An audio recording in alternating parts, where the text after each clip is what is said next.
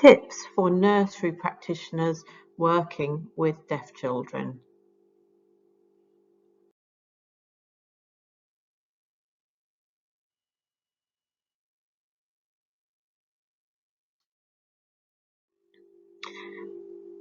Children may come to nursery with different types of hearing aids. The most common is the behind the ear hearing aid, but we also have children with bone conduction hearing aids on a soft band, or some children with cochlear implants. Parents and the teacher of the deaf will help you learn how to put them on and take them off.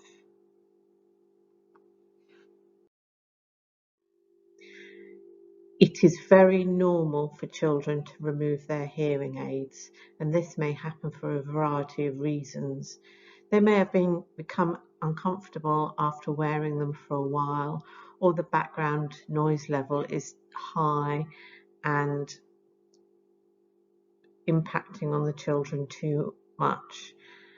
In this case, leave them off for a little while and put them back on when the environment is quiet. With little children, sometimes it helps to distract them with a toy or Play-Doh or something so that you can put their hearing aid back on. Don't make a fuss about taking hearing aids off or putting them on. Treat it like a normal everyday activity, such as putting on a coat or tying shoes.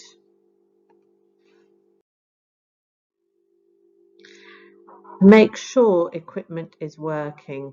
Most hearing aids have a light showing that they are working. The most common hearing aid fault is that the battery needs replacing. In this case, the light may be flashing or have switched off. If there is a more serious fault and changing the battery does not repair the problem, contact your audiology service or teacher of the deaf. The parents may be able to help you do this. Communication. It is important to remember that hearing aids work best within 2 meters, so you need to be close to a deaf child to communicate with them. Work face to face on the child's level, making sure your face is in good light so children can see your facial expression and read your lip pattern. Talk naturally. Do not exaggerate words or your lip pattern.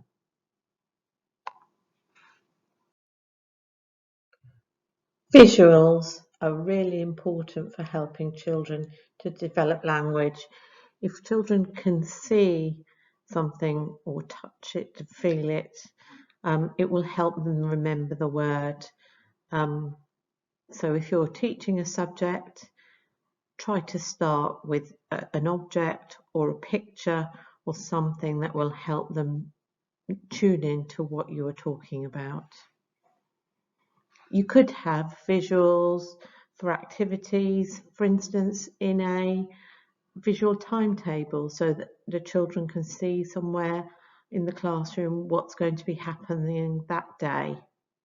You can use visuals for things like weather charts and birthdays, so all help children remember the language linked to those activities.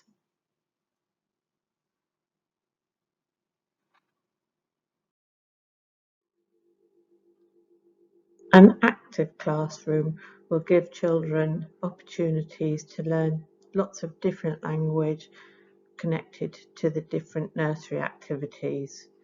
For instance, they can learn a word like up as they go up the steps to the slide, or they put the bricks up as they make a tower, or they can learn a word like push if they're pushing a car or pushing into the Play-Doh. Using these early words in lots of different contexts is important for reinforcing language. Children also learn off the teachers and staff in a nursery and will be copying the language that they hear around them. They also learn from practicing their language with their peers as they complete activities. Having lots of nursery rhymes and songs that include activities also helps them to reinforce their learning as they do these on a daily basis.